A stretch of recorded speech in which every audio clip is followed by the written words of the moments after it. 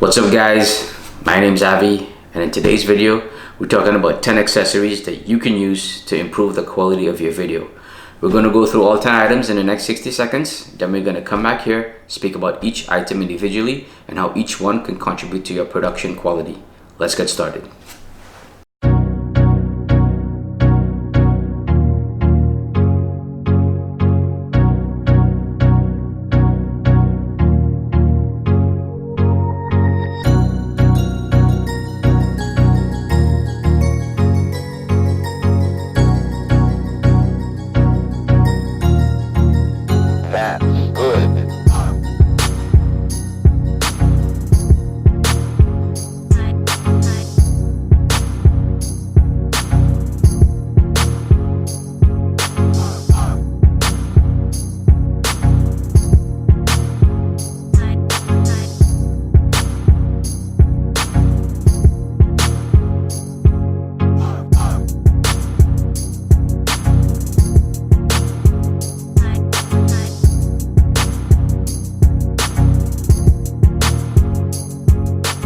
There you have it, 10 items that can contribute to the quality of your production.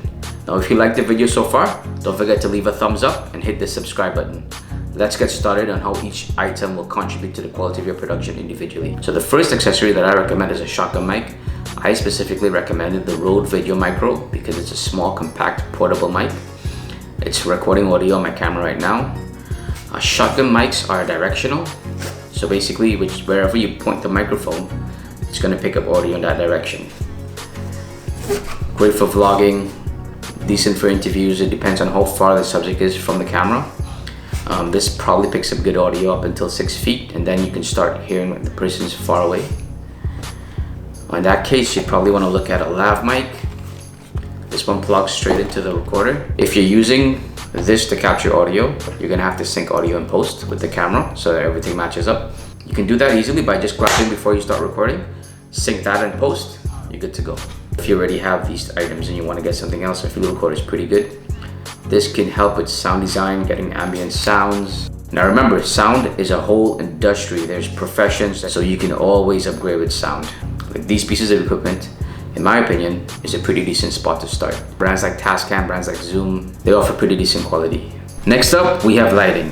Now lighting, just like sound, it's its own profession within the industry. I personally recommended the AL-M9 from Aputure because it's small, it's compact, it has a built-in battery, and it's pretty bright. Very useful to put in tight spaces. So now you've got any idea of how useful this is. This one's from Neewer. It's pretty bright if you're gentle with it. That was harsh. But it's a little bit bulkier and it's a flimsier build. Like one of these fell off my camera and this part broke. Then you can get bigger lights for your own setup. So we have two Neewer 660 lights here as well. One with a blue gel in front of it, one with a soft box in front of it. So lighting is essential.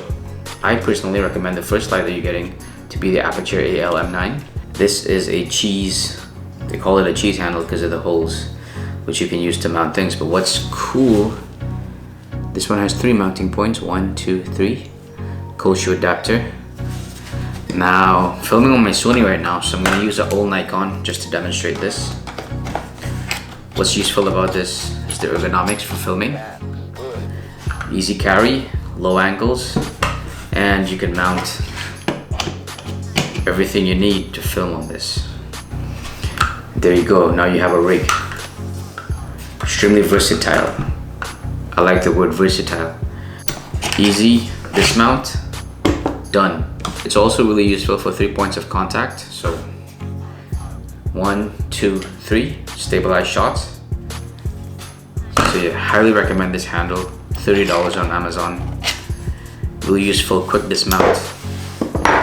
You can go take pictures now. Gotta make some video. Okay, go back on this. Start filming. Next up, we're talking about filters, specifically ND filters. That is variable ND filters. Now these control the amount of light coming into your sensor. As you can see as I turn it, they are very important if you want to do video production. Because when you're in direct sunlight and you want to maintain that specific shutter speed to get your motion blur, you need the ND filter to cut down the light. So they're essential for getting that cinematic look motion blur, so that when you slow down footage as well, it doesn't look stuttery. Boom. Okay, next up we have mini tripods, specifically the Joby Gorilla Pod. This is the 5K version.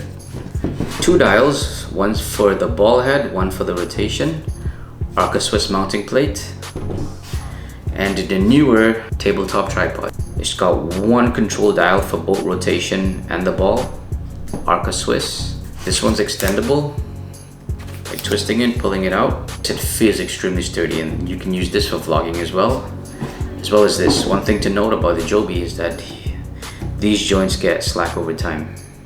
I specifically use this tripod for my time lapses, low angle time lapses, and this one for vlogging.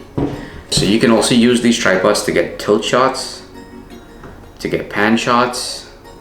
They're very versatile, extremely portable, and very useful. 6th recommendation was this remote, or any remote depending on your camera. This basically allows me to control the camera while I'm facing it, so I don't have to always get up and go behind the camera. If I press record, it's gonna start back recording. So yeah, press record, you stop recording, press record, you stop back recording. You can control ISO from here, you can control white balance from here, you can press play, playback, so I just do everything right here without having to go behind the camera all the time. Extremely useful. You got a histogram. Yeah, check it out. Definitely makes it easier when you're filming yourself for YouTube. Zoom. Whoa. Never know I could do that right here. That's some smooth zooming.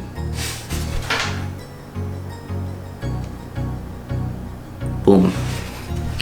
Pretty cool. So if you're like me and you have a Sony camera that doesn't have a flip-up screen, then you probably need to invest in another screen. Now the good thing about these screens is that you can use it for focus peaking on cameras that don't offer focus peaking. You can use it as a bigger screen to frame your shot better, and I use it as a screen to point at me while I'm filming myself, so I can always take a quick glance up and see how I look in the frame. So this is what my Sony camera looks like while I'm filming myself, and I use the screen to make sure that I'm in focus and that I'm framed properly. Highly recommended. This is the Feelworld Master MA5. There's a bunch of things you can do with this screen. Makes it super useful. It can also operate on a battery pack, so that's great for when you're mobile. Then we have gimbals. Old gimbal, new gimbal. Yeah, this is the first crane. This is the Weebill S. Paid $1,200 for this back in the day. This is $450, so the price has come down a lot. I recommend this gimbal over any other brands because of the payload capacity and the fact that when I put my Sony on there, it does not hit the eyepiece. And I can put my Sony with the Tamron lens on there, no problem. But the Sony with the 16-35, no problem. Some people talk about plasticky feel. It doesn't feel like cheap plastic at all.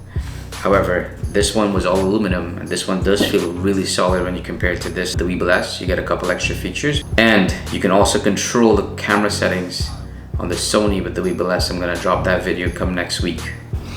Next, we have lenses. Now, if you're upgrading from your kit lens, every single camera brand has a cheap 50 1.8 lens. That's why I chose it. Gives you a background blur, and I love this lens because it really makes the subject stand out. But it's definitely gonna level up the quality of your video if you're moving out from a kit lens. Anything else? Definitely recommend the Tamron 28-75 standard zoom lens. Probably one of the best lenses I've ever owned. Love it. And right now I'm filming with the 16-35 f4 from Sony. So I also recommend that lens. I can show some photos. How about I show you some pictures I took with this lens, and you can determine for yourself if it's worth it. But it's definitely gonna up the quality of your video. Highly recommend this lens. Every brand, Canon, Nikon, they all have a 50mm lens. You can get a standard zoom lens if you have a bigger budget. You can get a wide angle lens if you have a bigger budget. Your choice. Last thing I recommended was a pan tilt head. Once you're using a bigger tripod with your camera, you definitely need a pan and tilt head to avoid shakiness. I recommended a Manfrotto 502 fluid drag head because you can adjust the tension. You can put bigger setups on there. It's a little bit expensive. There's cheaper options on there. Like I also have a cheaper Tarion or some Chinese brand. Definitely recommend a fluid head with a spring tension over just a drag, because depending on the weight balance, you know, it can cause problems. You have to be careful because you can smash your gear. Bring back this light. Yeah. And that's a wrap, guys. 10 items that you can use to increase the quality of your videos. Now this video took me 3 days to film, so it would mean a lot to me if you guys can smash the like button, hit the subscribe button. More videos coming soon. I'm gonna review most of these items separately in separate videos and get into more detail about them. Thanks for watching, and get out there and create something. Peace. Boom, thumbs.